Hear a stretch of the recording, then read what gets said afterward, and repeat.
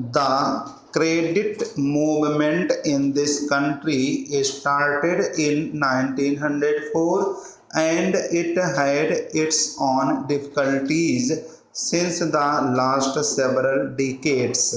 The main problem regarding cooperative credit has been that it has been untimely and inadequate. In 1904, the Cooperative Societies Act was passed, which was later amended in 1914. Then there were certain committees appointed and they reported about the weaknesses of the credit movement in the country.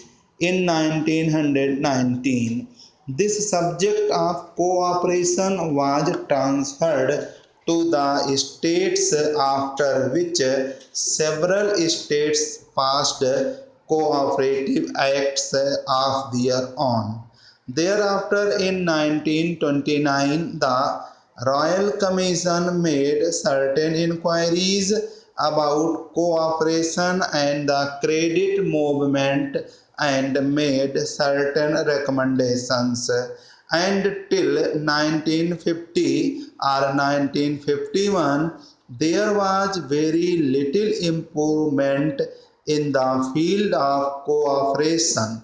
In 2001, the Reserve Bank of India appointed the Rural Credit Survey Committee, which brought out its report in 2000. That committee came to the conclusion that only 3% of the credit required by the agriculturists in the country was being met by the cooperatives, and it made certain suggestions. It suggested that there should be an integrated credit structure in the country and said that there should be share participation by the government in the cooperative societies. It suggested that the government should take shares in the cooperative societies so that the cooperative movement can get strength through government participation. The second recommendation made by the Rural Credit Survey Committee was that there should be linking of credit with marketing, processing, consumption, storage, and all other fields of activity so that credit will develop marketing, consumption, processing, etc. At another recommendation was that there should be a training program for the non-officials. The fourth recommendation and the most silent one was that there should be a three-tier structure of credit. There should be cooperative societies at the lower level. Then there should be district banks, and then the apex banks, and that all the three should be interlinked. These recommendations were accepted by the Government of India. This report also recommended that in order to implement these suggestions, there should be a national cooperative development and warehousing board. The Government of India had accepted these suggestions in 2006.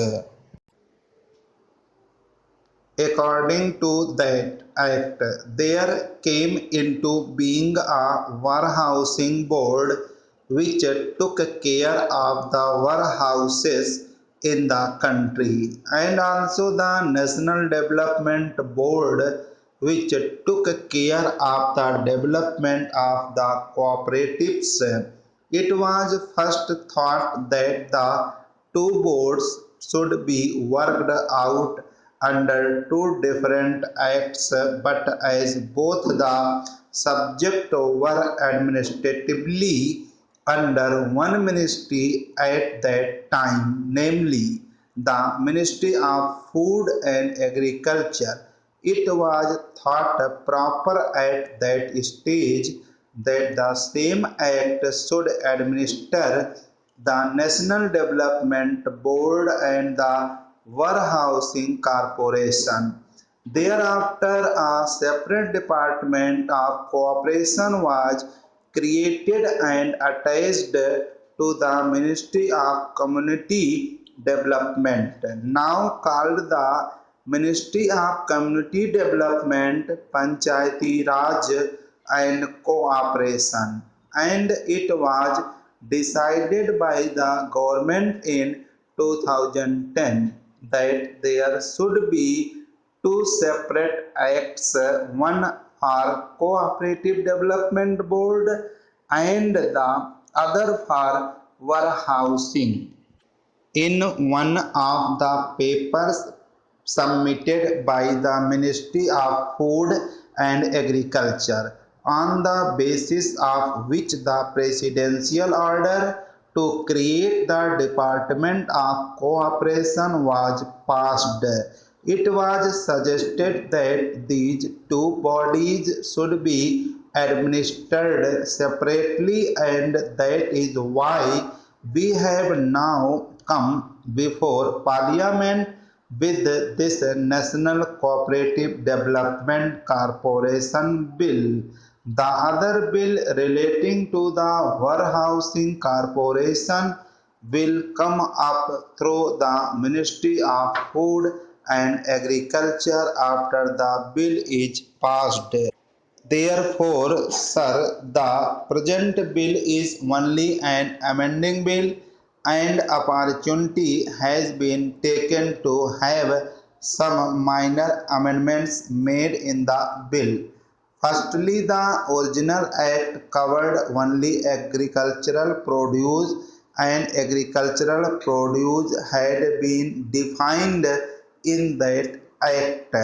And now, besides agricultural produce, any notified commodity is also being included. If government wants to include any commodity for which Parliament is competent to legislate, it can notify that commodity and apply the provisions of this measure to that commodity. In that case, we will not have to come to Parliament again and again. Any commodity which is in the concurrent list and for which Parliament can legislate can be notified by government for the application of these provisions. The second amendment is about the functional committees. In the present act, there is no provision for functional committees. Now, this corporation has to deal with credit processing, marketing, consumers, and all these types of items in order to boost up the cooperative movement.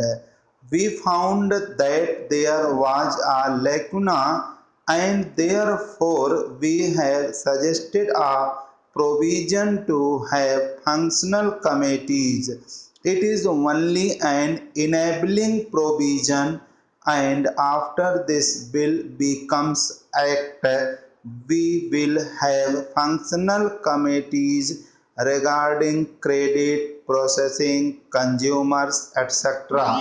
Then there was no power delegation.